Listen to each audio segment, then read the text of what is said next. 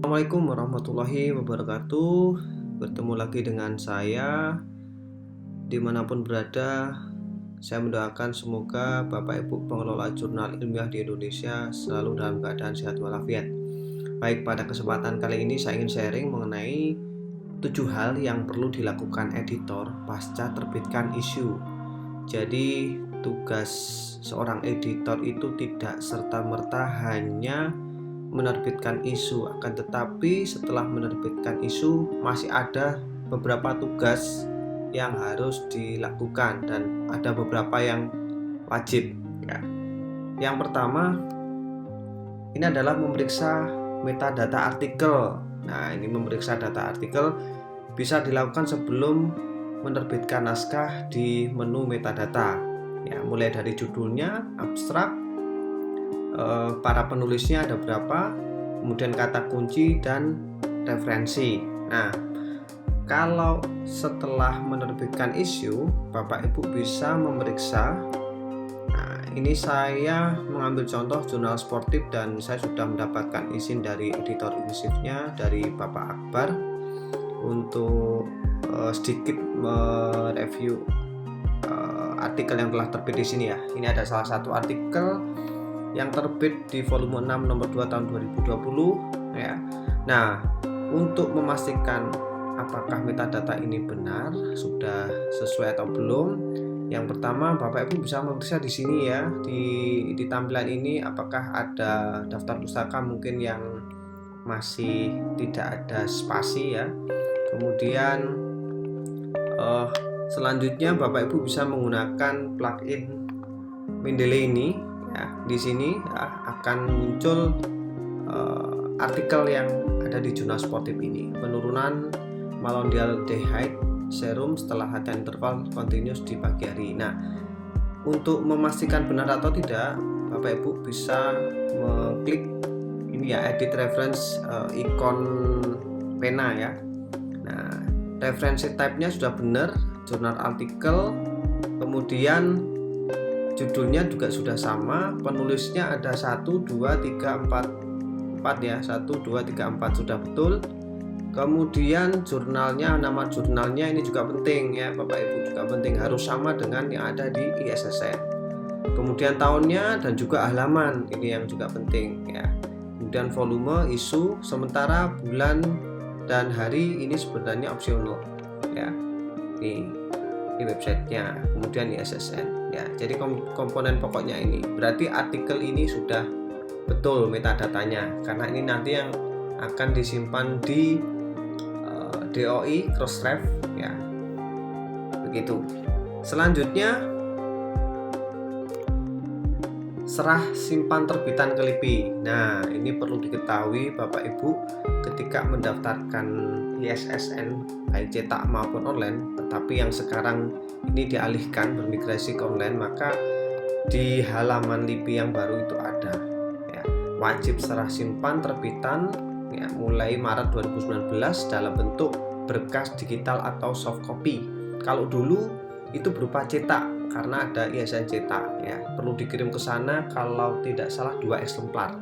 Nah, sekarang dalam bentuk digital atau soft copy ke email ini ya. Jadi Bapak Ibu yang saat ini belum mengirimkan untuk serah simpan terbitan, silahkan dikirimkan. Nah, berkas apa yang dikirimkan ke sana? Lengkap mulai dari cover depan, kemudian halaman daftar isi, halaman dewan redaksi, kemudian semua artikel, dan jika ada di belakang ada author index, subject index ya, dan mungkin ada lampiran seperti pedoman penulisan artikel atau petunjuk pedoman penulisan artikel. Baik, kemudian yang ketiga, nah 7 hari pasca terbit itu sebaiknya mengupdate artikel di profil Google Scholar Journal. Nah, iya, cek ini di jurnal sportif. Nah, saya periksa tahun 2021 ini volume yang nomor yang terakhir atau isu yang terakhir itu volume 7 nomor 1 itu sudah terindeks Google Scholar. Nah, apabila belum, Bapak Ibu bisa menambahkan dengan menekan ikon plus ini, kemudian add artikel ya. Kemudian Bapak Ibu bisa mencari artikel-artikel yang sudah terbit di terbitan terakhir itu bisa berdasarkan judul artikelnya satu persatu. Kalau terbitannya sudah banyak, maka harus mencari satu persatu banyak sekali.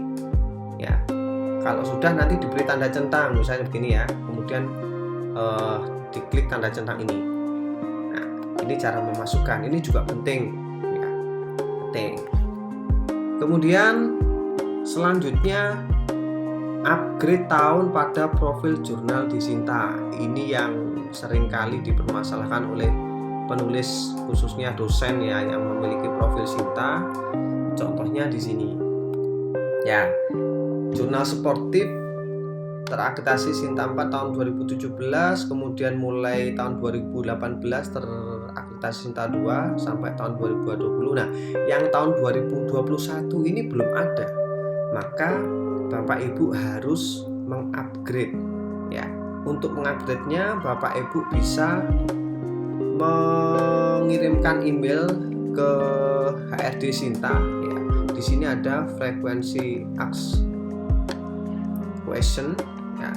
Di bawah ini ada please contact Sinta helpdesk by email hdsinta@ristekdikti.go.id yang isinya Bapak Ibu memperkenalkan diri ya, sebagai editor jurnal apa dan keperluannya apa ya. Jika perlu tambahkan lampiran screenshot dari profil jurnalnya tadi ya. Ini di screenshot kemudian dilampirkan bahwasannya jurnal sportif masih tahun yang diindeks 2020, maka perlu diupdate yang tahun 2021. Lalu apa dampaknya kalau tahun ini tidak update? Nah, ini saya beri contoh.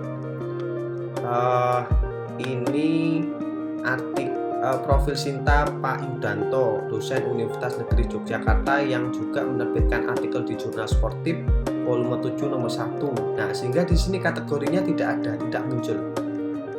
Ya, tidak muncul. Berbeda dengan yang ini jurnal olahragaan. Ya, volume 9 tahun 2001 ini ada kategori Sinta 2 karena di jurnal olahragaan ini update tahunnya sudah sampai tahun 2021. Mari kita cek.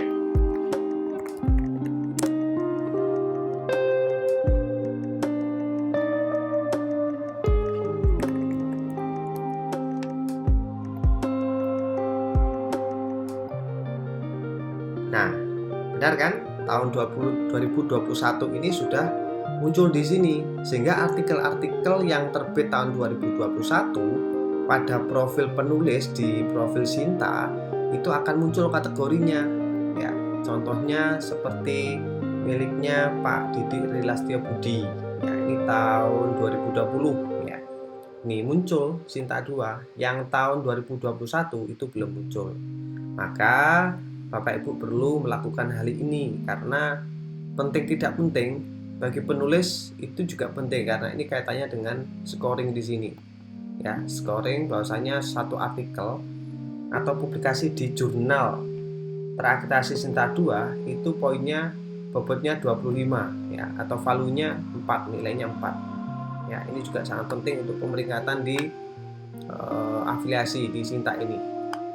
Baik, kemudian yang selanjutnya adalah unggah data atau unggah metadata artikel ke DOAJ.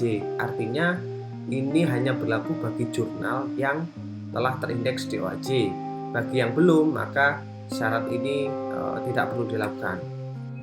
Oke, yang perlu dilakukan ya, ini ada satu dashboard untuk masuk di import DOAJ XML ya. Bapak Ibu bisa masuk di tools import, kemudian ada DOAJ export plugin, silahkan diklik. Nah, kemudian klik articles. Nah, kebetulan jurnal sportif ini yang tahun 2021 belum terindeks DOAJ sehingga perlu mengunggah metadatanya ke sana. Nah, yang pertama dilakukan adalah mencentang ya artikel yang akan diunggah metadatanya ya. Centang terlebih dahulu semua artikel yang belum ini. Kebetulan di volume 7 nomor 1 ada 10 artikel. Kemudian yang ini validate ini dihilangkan centangnya, kemudian diklik export. Nah, maka XML-nya sudah terunduh. Selanjutnya masuk di menu DOAJ ya, Bapak Ibu login ya. Login di sini, nanti memasukkan username sama password, kemudian langsung masuk my account, kemudian publisher ya, masukkan publisher, kemudian upload artikel XML. Nah, ini silahkan select filenya ya, yang sudah terunduh tadi. Nah, ini adalah file XML-nya, kemudian klik open. Selanjutnya klik upload. Nah, file upload and waiting to be processed. Check back here update. Jadi bisa dicek kembali beberapa menit kemudian, mungkin 3 menit sampai 5 menit ya. Nanti akan terupdate sendiri. Oke, ini logout. Kemudian coba saya cari jurnal sportif.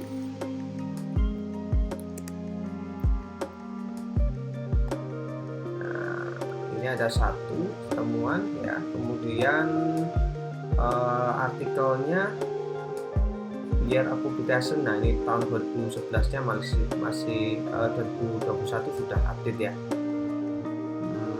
April, yang Agustus kebetulan belum ini, berarti sudah terindeks Google Scholar. Baik, kemudian yang selanjutnya adalah mengaktifkan DOI. Jadi kita cek terlebih dahulu di jurnal sportif ya.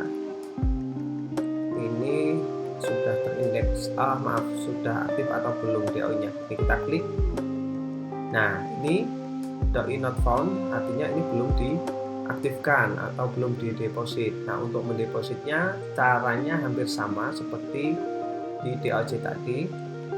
Bapak Ibu bisa masuk tools, kemudian import export. Nah, kemudian di sini ada Crossref XML export plugin, silahkan diklik. Kemudian klik articles.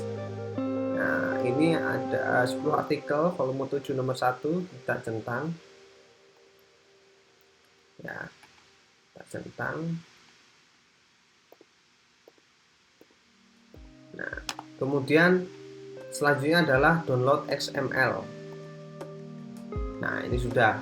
Nah, selanjutnya Bapak Ibu bisa mengunggah file XML ini ke akun Crossref. Nah, kebetulan saya tidak memegang akun untuk Crossref ini, sehingga prosedurnya ini perlu disampaikan kepada pemegang akun Crossref untuk diaktifkan atau didepositkan DOI-nya, DOI tiap artikel. Ya, biasanya dalam satu kampus itu ada satu ya, yang mengordinir hanya satu. Nah, sudah aktif ya. Kemudian yang terakhir adalah memberitahu pembaca dan penulis bahwa artikel telah terindeks Google Scholar, terindeks DOAJ dan DOI aktif. Nah, ini bisa dilakukan oleh Bapak Ibu dengan membuat announcement ya, atau pengumuman supaya pembaca dan penulis itu tahu bahwasanya artikel yang telah terbit baru-baru ini itu sudah terindeks Google Scholar, terindeks DOAJ dan DOI-nya sudah aktif. Itu juga dapat mempengaruhi kunjungan unik ke website jurnal yang Bapak Ibu kelola. Baik, demikian 7 hal yang perlu dilakukan editor. Semoga bermanfaat. Mohon maaf jika ada kekurangan. Salam olahraga. Semoga selalu sehat. Saya akhiri, wabillahi taufiq wal hidayah. Wassalamualaikum warahmatullahi wabarakatuh.